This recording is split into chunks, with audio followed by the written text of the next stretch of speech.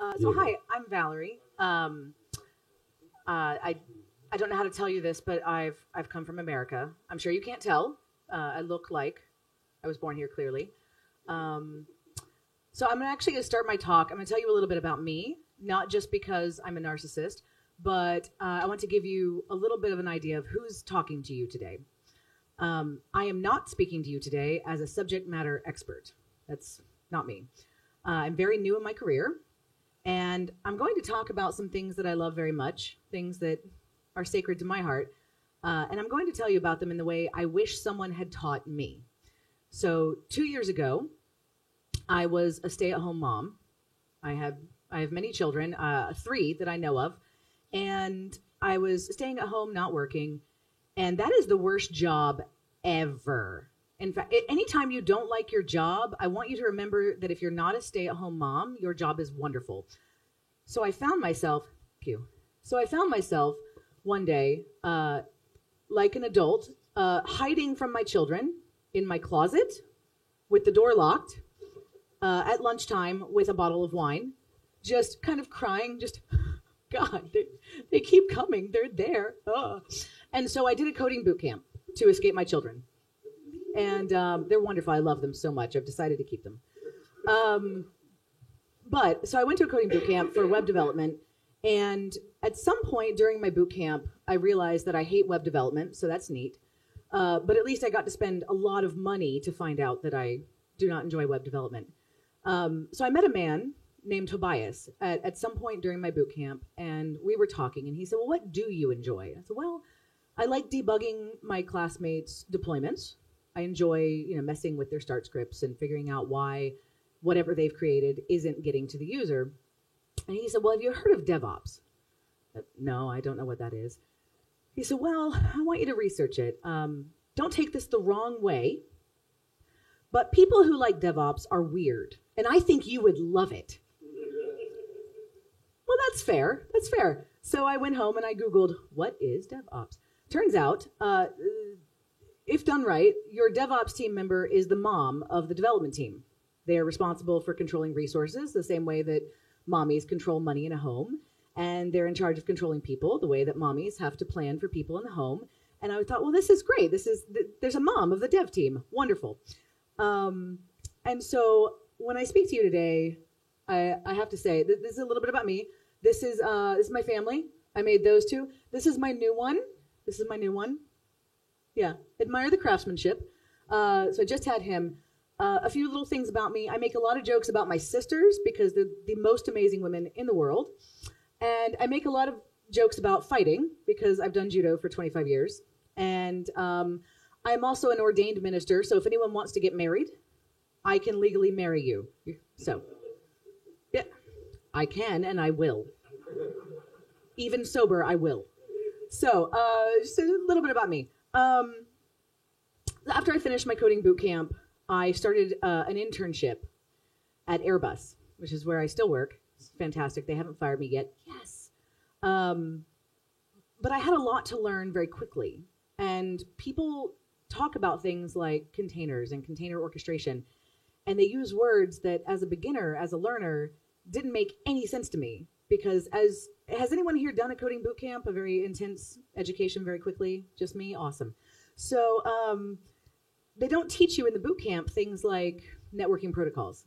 They don't have time. You have 3 months to learn everything, and you can't possibly. So I'm going to talk to you a little bit about this thing I've fallen in love with called DevOps. Not as an expert, but as someone who's learned over the last few years how I need to learn, and I hope someone enjoys what I needed to hear. Okay, so DevOps. Here's the thing. Does anyone have a boss who's ever said, would you just go to the store and pick up some DevOps for me? It's very trendy. I've heard all about it. Can you just pick up a 6-pack of DevOps while you're out? Maybe some smokes, some beer, and some DevOps, and bring it back to the office. DevOps can't be purchased. What is DevOps? It's a culture. It's a set of principles and values designed to get your code to your user more quickly, right? This is all we want. We just want to get smaller changes to your user as quickly as possible with as few bugs as possible. And this is pretty much like a Grail quest. This is like trying to hunt a unicorn because you have developers, obviously, who all write perfect code if you ask them. And they're trying to make these changes, and they're writing beautiful, artistic code. And look, it's everything I make is beautiful. Yeah, there's never bugs, ever, of course. But then you have, your product owners and your ops people saying, well, we can't release code too quickly. We want it bug-free. We want it stable. We want everything up at all times. And it's very difficult to release code constantly that is completely bug-free, that's completely tested, and it's automated in its deployment, and there's never anything wrong. But this is the goal, right? The goal is to make it so that your developers can get code out as quickly as possible with as few bugs as possible, pleasing your product owners, and everyone's happy. And it's a very big goal, but that's what it is. So I fell in love with this concept because I am a paranoid person. I am constantly thinking, what could go wrong, and how do I prepare for it, right? So for this trip, let's just talk about being here. So I live on the other side of the world. It is 12 hours ago, my time. I love that I'm giving my talk in the middle of the night right now. And I took pictures of all of my documents and sent them to 3 different places, just in case. What if I came here and my U.S. embassy closed, and then the other embassy, also in Russia, closed, and what if no one knew where I was? Now, obviously, that's not going to happen, but I thought about it. DevOps is the same way. It's thinking about what could go wrong if you release the wrong thing at the wrong time. How can your product break? And just trying to sort of mitigate every bad thing you can consider, right? And it's a lot to think about, but I like it. What I fell in love with the most, if I'm being honest, was automation. So as a stay-at-home mom, I automated my life, right? So we have a service called Instacart, where I'm from. And so on Sunday mornings, I would get up and I have a grocery list on the internet of all the food that we eat in a week, typically. And I can click a button and my food just appears. Why would I go grocery shop if I can automate my grocery shopping? That's ridiculous. I know how to change the oil in my vehicle. Why would I do that if I can send someone to do that for me and make my life a little easier?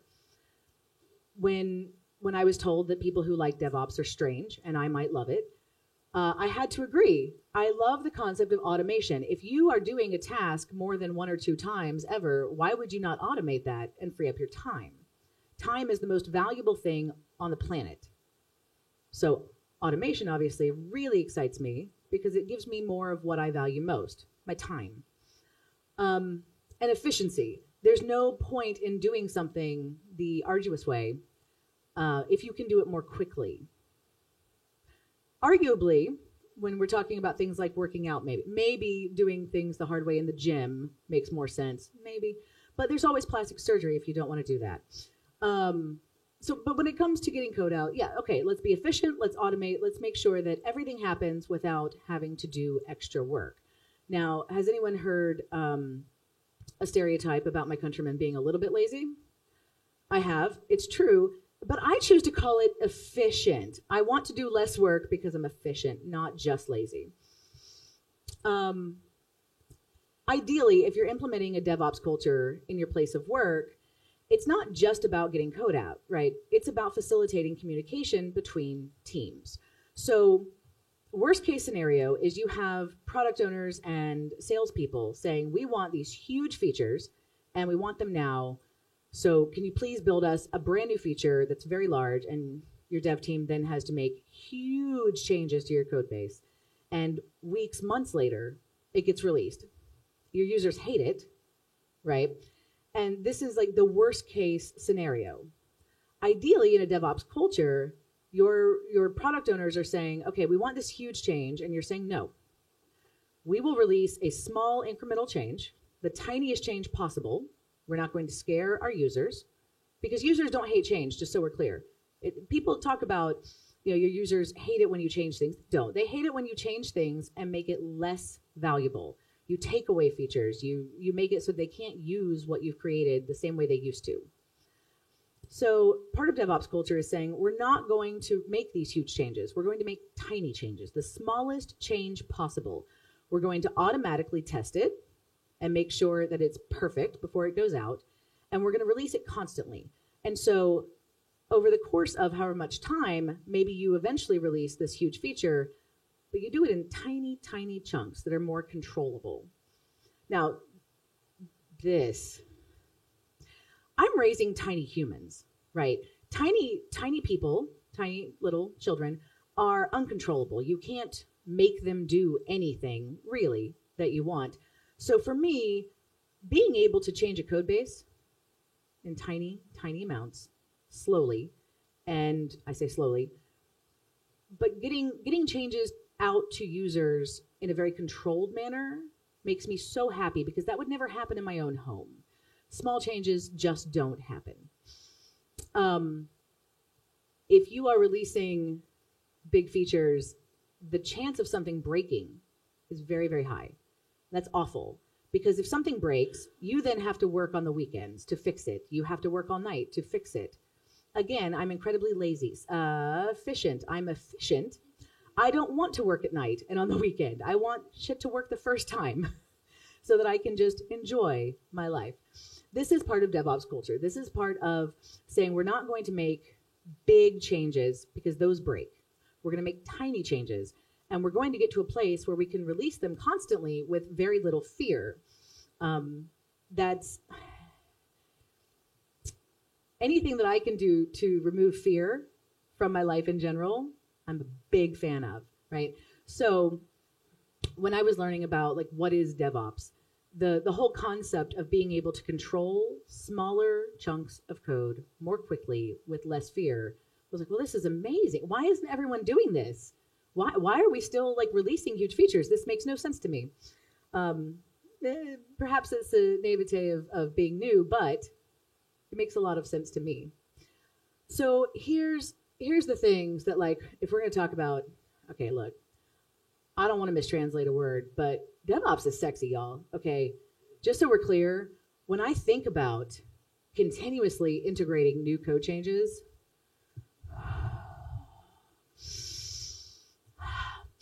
the goal is to integrate changes daily. Now, so one of the things I hate are job recs where they say, we're looking for a rock star developer. We want a rock star. No, you don't. You want a developer. We're not fucking rock stars, okay? Some of us paint our nails, but we're not rock stars. We write code, stop it. Stop asking for a ninja. We're not ninjas. We're nerds, okay? And we're good at being nerds. Stop asking us to be something we're not. But even the developers who like to think that they are ninjas or rock stars, they just want to get their code out, right? Have you ever written something that you look at and think, my God, I just wrote the most beautiful code. I'm in love with me. I don't want to brag. But I've written a few shell scripts where I'm like, ooh, Valerie, yeah. So for me, the concept of being able to daily get that new code that my awesome nerdy developers who are not rock stars, they're even better because rock stars make music, but we make the world go round. Getting their code out more quickly is like, oh, okay. You're the prettiest boy at the prom. You just wrote the best code. The goal is to get your changes daily merged in to whatever your single source of truth is with your version control, right? And that's a lofty goal, actually, because everything has to be tested. Now, I've heard a lot of debate about how testing should work, right? And so I work for Airbus. We're a little small, tiny company that makes airplanes and satellites. And we've just actually, where I work for Airbus, we've merged with a few other Airbus groups. And so we've got a lot of different developers from all over my country and Canada trying to work together. And we've had some fights. We've had some fights on the WebEx where, you know, in one office they're saying, well, we test our code. And the other office is saying, no, you don't. You just do unit tests. You don't test at all. Your code is completely worthless. You've never tested it, but we test it. There's a lot of debate about how testing should work. I will say that the more tests, the better, right? It's almost like when you're dating. You want to do your blood work as often as possible, just in case, to make sure everything's fine. Same with code. Constantly testing, looking for problems. And if you're implementing a culture of constant release of new code, the more tests, the better. The more automated your testing, the better. Monitoring. Now, I've had people tell me that site monitoring is not a sexy thing, and I call bullshit. One of the happiest moments of my life was when I realized that our product had 100% uptime for more than a year. I was looking at these beautiful graphs showing me that my users for more than a year had had access to our product. That's hot, y'all. Like, I think the only feeling that might be better is if I were a surgeon and hadn't accidentally killed anyone in a year. Maybe. But having 100% uptime for more than a year, that's amazing. If you're moving towards a culture where you can constantly be releasing code, constantly giving something new to your users, site monitoring matters, right? There's no point in writing the pretty code if it doesn't get to the people. One of the things that really matters. And then constant delivery. Now, so there's a lot of debate about this, right? And so I hear people argue, well, you can't constantly deliver. You can't constantly put into production your changes. Maybe. So if you're releasing tiny changes, why not? Why not? If your increments of change are small enough, why can you not? However, I think we all have salespeople and product owners who want to tell your clients, okay, we're going to release this change on this day. So even if you're not actively releasing new code constantly, the point is that you could, right? Any moment you decided you could push a button and every change that's been made would be automatically tested, merged in, and released with no problems. That is the goal. It's a big goal, but it's a really beautiful dream, right? It's almost like believing in a better world, a world where code can just be put into production without fear, right? This is the future I dream of. So I talk a lot about how you can't go buy DevOps. You can't pick up a 6-pack and go share it with your friends. It's a culture, not tooling. But the tools do help, as it turns out, right? You know, in my country, we say guns don't kill people, people kill people. But I think the guns help, right? If you just sort of like walk up to someone and say, bang, unless they're easily scared, it's not going to work hard. So containers and different like automation tools, they help the DevOps. I had this weird moment where I'd been reading all about Docker when I was a student. And I would have sworn I knew what Docker was until my first week in my job when I realized I knew nothing at all and no amount of reading articles was going to help me. So I'm going to tell you how I see these images. So looking at them as a student, it was like, okay, well, this makes sense. This makes sense. So what we used to have, we had these virtual machines and you had to have an operating system spin up for every single app, and it's a lot. And Docker basically just made it possible to have one operating system, and we're going to spin up instances. Okay, I thought I knew what this meant. I didn't at all. And that's a really scary feeling when someone's giving you a paycheck, and you realize, I don't know how to do my job. It's terrifying. So I'll tell you what finally helped me understand containers. So I am raising 3 children that I know of. 3 tiny applications are in my home environment. And when they're at home, in the environment I've created for them, they behave as anticipated. They have all of their dependencies. They have their food, their toys, their books, and I understand everything they need. It's built in. If I try to deploy my children to my child-free sister's home, they're not going to behave the way I anticipate. So it makes sense to me to put into a container of some sort their books, their food, their toys, and deploy my children with all of their dependencies to my child-free sister's home. This makes so much more sense to me than those stupid images that people kept trying to show me to explain Docker. When we look at a Docker file, I thought I understood. I didn't. So I'm going to compare for a minute. Has anyone ever packed for a very large trip with your family? And you've had to go travel and you fill the car with baggage and. So in this instance, let's say that I, being very efficient, instead of packing myself, I want my husband to do all the work, not because I can't, but because I don't want to. And so a Docker file is pretty much a packing list. We're making a list of everything that needs to end up eventually in our suitcase, this container we're creating. A Docker file is really neat because you can specify every single thing that's required.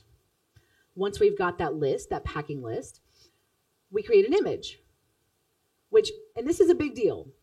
Have you ever had to stand silently because if you're married or have a boyfriend or girlfriend, you can't say it out loud, but you're watching them try to put all the suitcases in the trunk and they're doing it wrong.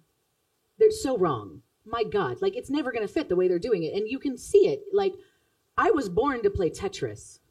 If there were some sort of competitive Tetris, that's what I would do for a living. I am born for that shit. Making an image from your Docker file is the same thing. It is basically like a 3D blueprint of how to get everything from your packing list into the suitcase, right? Instead of asking my husband to please, for the love of God, put everything in the suitcase that I've asked, I can give him an image. Just a real-time blueprint for how to make everything fit. And then the container that's created that holds everything we need is like a suitcase. You just throw in the trunk. This is fine. Docker files are pretty easy, and I like things that are easy because, again, I'm very efficient. So we talk about like where we're pulling from. My sister travels every weekend. She's in a symphony. She plays French horn. She's also my hero, so I'm probably going to talk about her a lot. Every single week she has to travel. So she has a base list, a list of everything that every week must go with her when she travels to play French horn in the symphony. But each week she alters that list a little bit. She might add something for a special occasion, subtract something that's not required. Images are the same. When we talk about a Docker file and we're pulling from something, we're pulling from someone's base packing list. This is a list that someone else created that has a certain amount of stuff, right? And maybe it has Bash, maybe it has Python, whatever it has, that's cool. We can say, hey, I'm going to steal my sister's packing list, but then I'm going to add some other things to it, right? Same basic idea. And what's neat is you can add anything. And you don't really have to have it. Now, this is important if, like me, you are constantly over-prepared for everything. I cannot emphasize enough what a crazy person I am. By the way, I smile a lot. And some of the wonderful people I've met here have gotten to see other people look at me like a crazy person because where I'm from, when you see a person on the street, you make eye contact and smile. Every person you see, hi, right? It doesn't happen here. So that's neat. So I just look like a polite, crazy person. But in this instance, it's true. I want everything that I need prepared and waiting for me in my suitcase. This is how a Docker file works. It's very neat. So trying to teach like our machine learning department how to run everything that they do in containers has been awesome. Because in general, what happens is when I try to teach them to do their own builds and everything, invariably we get errors saying, hey, you didn't include Git. You didn't include whatever it is you need. Okay. Docker files are beautiful because it's just a simple way to add one little word saying, no, I need that. Can you please add that to my suitcase? So easy. Images can be stored in Docker Hub. They can be publicly shared. They can be privately kept, whatever. You can tag them with whatever. So whereas I use basically the same packing list for everything we do. Everything that I do is shipped out in containers. It's just easy. While I have that basic one, you can always add tags to say, this is the packing list for this trip, but if I'm going over here, I want something else in it. So you can specify for our machine learning people, we've got a slightly different packing list. They need slightly different things than do our backend developing team, right? Little changes that you can keep track of, and you know what's in each list. You know what's going into each container. So I want to share this. This was the first time I realized that you could put things in containers to make things easier for non-developers. So basically, we have sales guys, and they go out and they do demos and they show our product. And almost invariably, they'll go to do a demo and something won't work. And in the way that all salespeople and product people are very, very good at explaining bugs, they will slack one of us and say, "It no worky. It's broken. Fix it." They don't tell us anything useful. So now we have to hunt for the bugs and figure it out. So I got in my head what I would do is I'd write some tests, right? Something that just sort of like headlessly would go through, and whatever demo they were going to do, I could click a button, make it really easy to just go through that workflow and make sure, maybe an hour or two before the demo, make sure everything worked. This made perfect sense to me. So I did. I created all these tests that if they were going to do a demo would just happen. I was so proud of myself. And so I wrote this README. Like, okay, all right. So gentlemen who don't develop, I want you to make sure you have the right version of Ruby on your Mac. And I wrote this README telling them, and it's so easy, right? Mm-hmm. So it was pointed out to me by my boss that no one was going to actually do these things at all. So I ended up basically creating a container so they could just write Docker run and done. Containers make me happy because they equalize environments, right? So have you ever been in a workshop that's supposed to start at noon and it starts at 2 because everyone shows up and says, "I'm ready for my workshop. My machine's not running what you want me to run." And you have people with Macs and PCs, and you have some people running Ubuntu and some people, and like nothing works right? If you're doing a workshop and you create a simple container, a packing list of everything you need to teach your class, it doesn't matter what machine they have. It's going to work, right? You've now equalized the environment. That's what I ended up having to do for my coworkers because bless their hearts, they could not handle clicking buttons. Okay, so you've created containers, right? So what does that even mean? Like what? You've created this ability to send things out with all their dependencies. Neat, cool. So now what? We're going to talk about Kubernetes, and I'm going to try really hard not to make this face. So I am a serial bride. I love marriage. Every time I get married, I love it even more. I love my husband very much. I can't wait to find out what my next one's going to be like. Always looking for the future ex Mr. Regas. So I have to admit, Kubernetes is better than any husband I've ever had. Ever. Because Kubernetes looks out for you in a way that a partner never will. Have you ever gone to a party and said, "Honey, don't let me get too drunk. My boss is at this party." And then your asshole husband or wife lets you get too drunk. And the next thing you know, you're waking up the next day thinking, why? Why did I take off my shirt and dance on a table in front of my boss? Why did you let me do that? Kubernetes does not let you get too drunk and dance on a table in front of your boss. Kubernetes is amazing. You get to tell it, "Hey, this is how I want you to be. Will you please try to be that way?" Could you imagine that with a spouse, right? Saying, "Honey, my desired state is for you to be very thin with large muscles and make more money than me by maybe twice as much money. And your desired state is to rub my feet every night. And this is what I want. I'm going to put into a YAML what I want you to be like." And then your spouse saying, "Yes, ma'am." That doesn't happen. I mean, not for me anyway. Husband number 4 might. It might happen. But thus far, it hasn't happened. Kubernetes will respond to that. You tell it what state you want, and it just says, "Yes, ma'am." Whew, is it hot in Siberia? Kubernetes is amazing. So when you make changes and you've said, "Hey, I want you to deploy a bunch of containers. I want you to get our shit out." If you make a change that's bad, which I know would never happen to anyone in this room, but if you make a poor change, it won't stop running one instance of something that works until everything else you've changed works. It will not let you fall on your face. That's beautiful. I wish that all of our husbands and wives would not let us fall on our face the way that Kubernetes takes care of us. It loves us. It loves us so much. Everything in Kubernetes can be stated in YAML, which is great. You can technically use JSON as well. It's the same thing, key value pairs, but I just like YAMLs. I just like the way they look.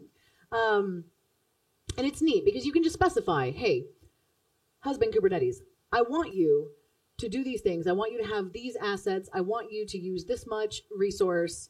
And it just says, okay, I love you. I'll do it for you. It's amazing. What I also love is, so where I'm from in the 1990s, burner phones were a big thing, especially for drug dealers.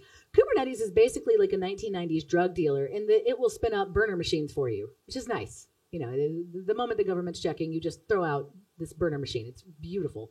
Kubernetes works by spinning up nodes of various sizes, and you can tell it, this is the compute resource I want you to have. I want you to be able to do these things. So spin me up a resource that has these attributes, and then get rid of it when I'm done with it. That's amazing, right? I want you to think about this. We live in a world where you can tell a program, please create for me an imaginary computer that will do these things, and then when I'm done with it, throw it away.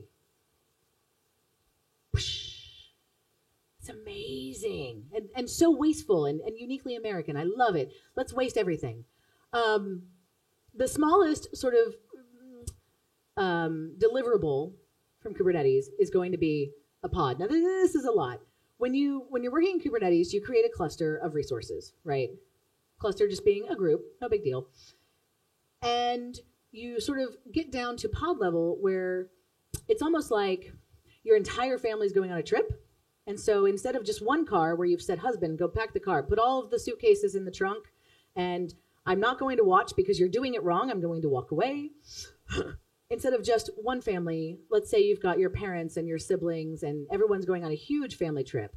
This is sort of pod level. Each person's well-packed car is comparable to a pod. And this is what we're actually deploying. We're saying, okay, I want you to take our product, I want you to shove it into a container, send out 5 or 6 of them because we've got a lot of users, auto scale them up, but not at 40x, obviously, because that would never happen for auto scaling. But send them out and do what I want and then get rid of them. It's amazing. What I like is that depending on if you're using AWS, Google Cloud, I don't know how to tell you this, but all the different cloud, there's no such thing as the cloud. It's a lie. And I don't want to like ruin anyone's day. There's also no Tooth Fairy and there's no Santa Claus.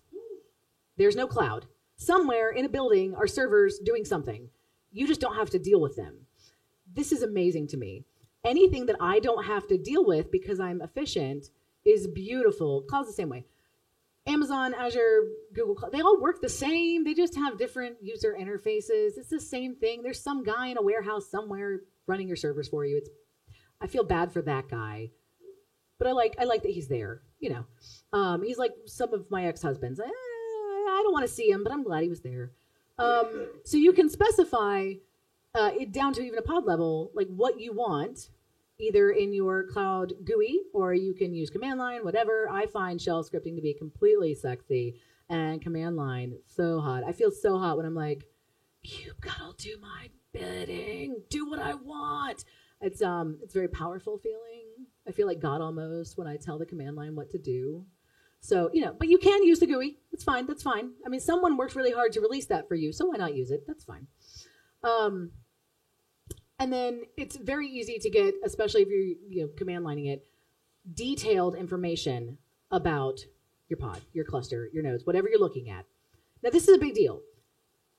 For me, if I have a husband come home late at night and I say, hey, what'd you do? Nothing. Where were you? Around. Who were you with? People.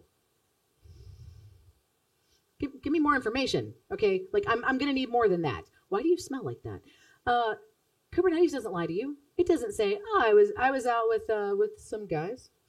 It never lies to you. It tells you exactly what it was doing. It gives you detailed information. That's beautiful. It's so much nicer than any husband or wife you'll ever have.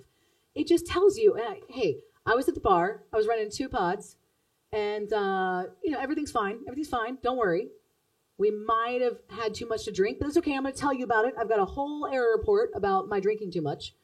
I love you. Thanks, Kubernetes. I love you too. So this all sort of comes together when we're talking about automated builds. Now, again, me being very efficient, I want everything to happen automatically. I don't want to have to do any work if I don't want to have to do extra work. I don't want to do any work if I can possibly avoid it, right? That's my whole like raison d'etre. I just don't want to. Automating your builds is the coolest thing ever. So I'm going to talk to you about Jenkins in particular. There are so many different automated build tools. It's ridiculous. Jenkins is not the best. In fact, if Kubernetes is the best husband I've ever had, Jenkins is like my abusive husband. And I keep coming back to him because I'm paid to do it, but I don't necessarily love him most. But I'm going to talk to you about that because that's what I use. So the nice part about being up here speaking is I get to be super selfish and talk about what I want. Yay! So just know that Jenkins is not the best. He's mediocre at best. But, sometimes you have a mediocre husband and you stick with it for a few years. What I love about Jenkins, again, you get to tell it what to do. So when I'm doing builds, I like to spin up the container that we talked about earlier, do all the work, and then burn it to the ground, right? Be as wasteful as possible, honestly. Please, Jenkins, will you please create this container? I've given you the packing list. We've created an image. Will you please make this suitcase for me, do your work, and then get rid of it? This is cool. I don't actually have Jenkins, as it turns out. I pull a public image of Jenkins, run it, and then burn it. Get rid of it. There's no reason to ship that out. I don't need that code. So actually, you might appreciate this.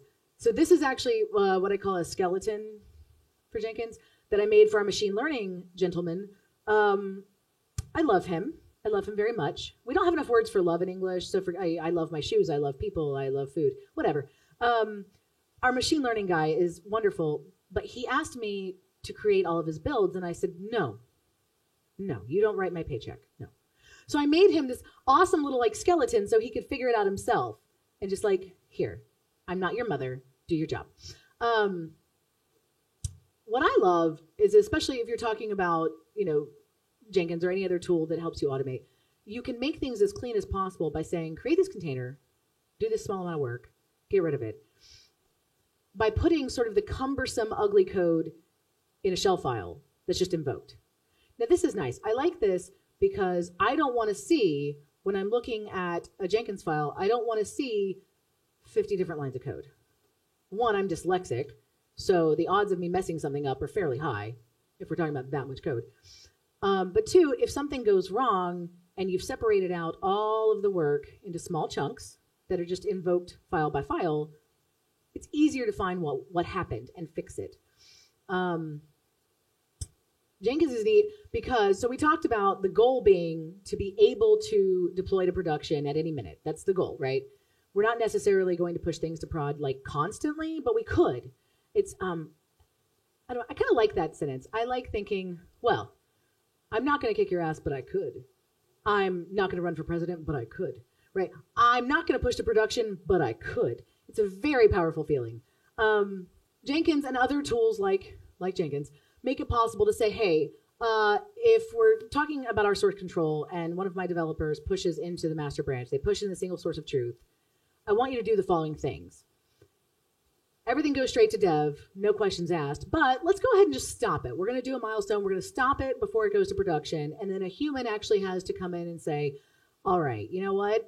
I'm pushing to prod. It's Friday, right? So again, it's not that you can't push to production. It's that you choose not to. Sorry, there's a party in my head. And I love any tool that gives you the ability to say, I'm going to stop. I'm going to take a step back. We're going to wait till Friday in the afternoon, and run everyone's weekend. Oh, wait. One of the things I love about DevOps culture in particular is the concept that if you're doing it right, if you're automating everything, if you're automating all of your tests, and everything's happening very smoothly, you can push to production on Friday afternoon and not ruin everyone's weekend. Like, and isn't that the goal? I mean, we talk a lot about like what we do at work and what we create. The whole goal is to work less when we're not at work. I mean, that's my goal anyway. Super lazy. Love it. And not ruin everyone's weekend. Jenkins makes that possible, as do other build tools. So, and so Jenkins, as well as most other automation tools, have these neat little GUIs as well, which people like my machine learning guy love because it's a GUI. He doesn't have to look like mainline.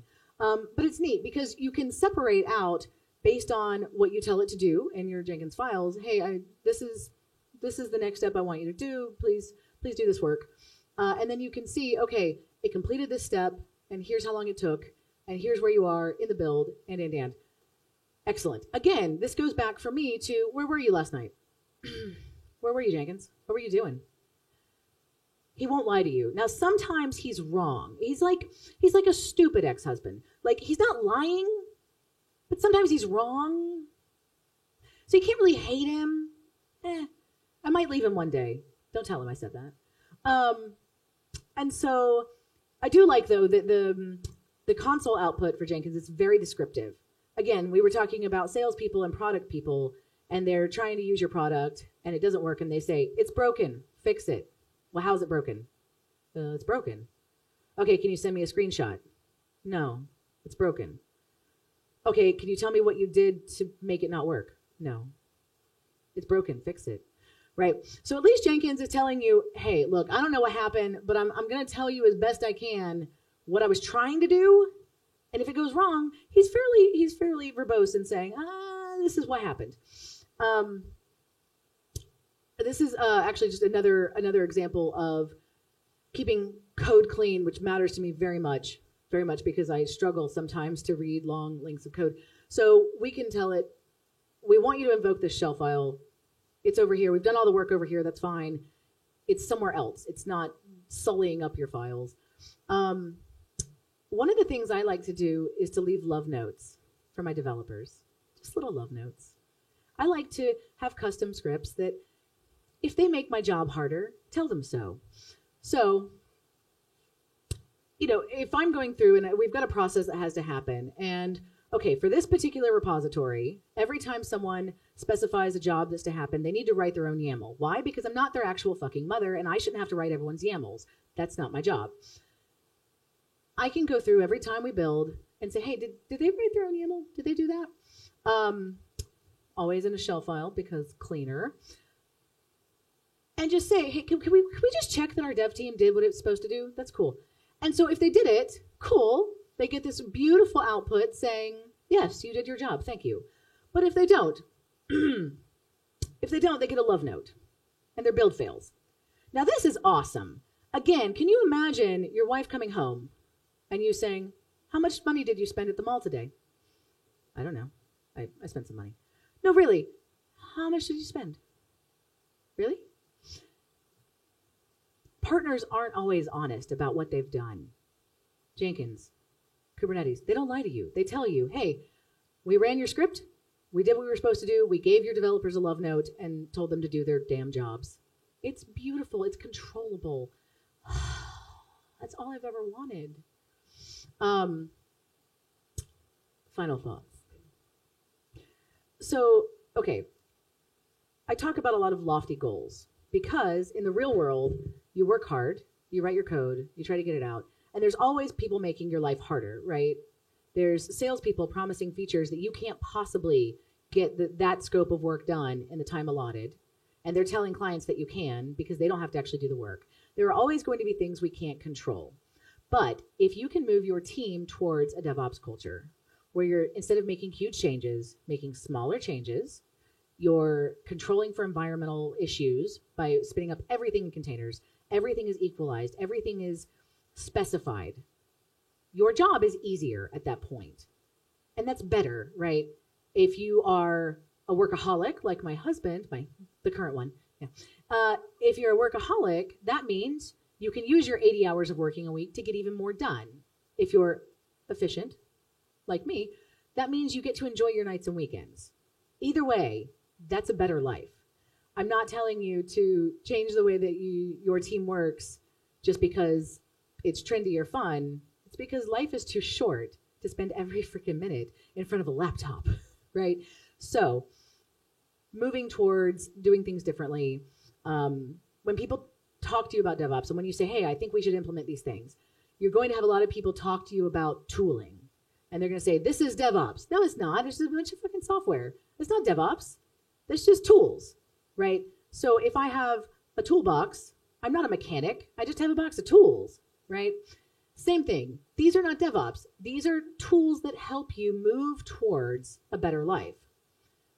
What DevOps is shortening this cycle as much as possible, getting from your product owners wanting a new feature to a release of production-worthy, thoroughly tested, beautiful code as quickly as possible in as small of chunks as possible, constantly, so that you can spend your weekend drinking and saying, damn it, husband, where were you last night? And that's all she wrote. Thanks.